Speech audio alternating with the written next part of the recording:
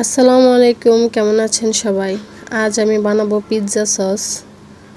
আমি এখানে 2টি বড় সাইজের টমেটো নিয়েছি এবং টমেটোগুলো আমি একটু কেটে দিয়েছি যেন সিদ্ধ হওয়ার পর উপরের ছিলকাটা সহজে ফেলে দিতে পারি। এখন আমি 2টো টমেটো 10 মিনিট সিদ্ধ করে নিব। বেশি সিদ্ধ করব না, একটু নরম হলেই হবে যেন ভালোভাবে ব্লেন্ড হয়ে যায়। টমেটোটা সিদ্ধ করা হয়ে গেছে, খুব গরম, হাত দেওয়া যাচ্ছে না, একটু ঠান্ডা করে নেব। ঠান্ডা হওয়ার পর উপরের ছিলকাটা ফেলে দিব, তাহলে স্মুথ একটা পেস্ট তৈরি হবে। ছিলকাগুলো ফেলে টমেটোগুলো ছোট ছোট টুকরো করে নিলাম। সসের জন্য একটু মোটা সাইজের টমেটোটা নিলে ভালো হয়, কারণ এতে মাংসটা বেশি থাকে আর সসটা অনেক সুন্দর হয়। এবার টমেটোগুলো আমি ব্লেন্ডারে জারে নিয়ে নিব ব্লেন্ড করার জন্য। এবার সসটা তৈরি করতে চলে যাব। সসটা তৈরি করার জন্য আমি এখানে কিছু মশলা নিয়েছি। আমি এখানে একটু পেঁয়াজ বাটা, একটু আদা বাটা ও একটু রসুন বাটা নিয়েছি। অনেকে শুধু পেঁয়াজ আর রসুন দিয়ে করে, আমি একটু আদাও দিই কারণ আমার কাছে ভালো লাগে। আবার আমি একটা কড়াইতে একটু তেল দিয়ে দিলাম, দিয়ে মশলাগুলো দিয়ে দিলাম। এখন মশলাগুলো নেড়ে চেড়ে একটু ভেজে নেব। আপনারা চাইলে পেঁয়াজ আর রসুনটা একদম মিহি চপ করেও দিতে পারেন, আমি পেস্টে দিই।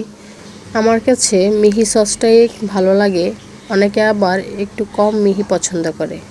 মশলাটা একটু নেড়ে চেড়ে ভেজে নিলাম। এখানে টমেটো সসটা আমি ব্লেন্ড করে নিয়েছি, এবার এটা দিয়ে দেব। মশলাটা হালকা ব্রাউন হয়ে এসেছে, এবার আমি ব্লেন্ড করে রাখা টমেটোর পেস্টটা এখানে দিয়ে দেব। আমি এখানে কোনো অতিরিক্ত পানি ব্যবহার করিনি, টমেটো থেকে যে পানিটা হয়েছে ওইটা দিয়ে আমি ব্লেন্ড করে নিয়েছি। আমি পুরো প্রসেসটা করার সময় চুলার আঁচটা মিডিয়ামে রেখেছি। টমেটোর পিউরিটা দিয়ে একটু নেড়ে চেড়ে নিলাম। এবার এতে দিয়ে দেব পরিমাণ মতো লবণ ও সামান্য পরিমাণ মরিচের গুঁড়া। এবার আরও একটু নেড়ে চেড়ে জাল করে নেব।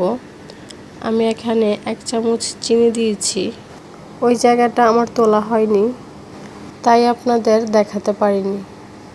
সসটা প্রায় হয়ে এসেছে, এখন এতে দিয়ে দেব সামান্য পরিমাণ চিলি ফ্লেক্স আর সবশেষে দিয়ে দেব অরিগানো। অরিগানো আপনারা যে কোনো মুদি দোকানে এমন কৌটায় পেয়ে যাবেন।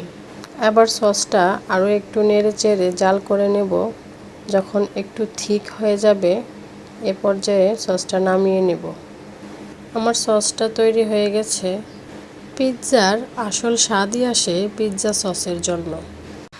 পিৎজার রেসিপিটা আমার চ্যানেলে দেয়া আছে, আপনারা চাইলে দেখে নিতে পারেন।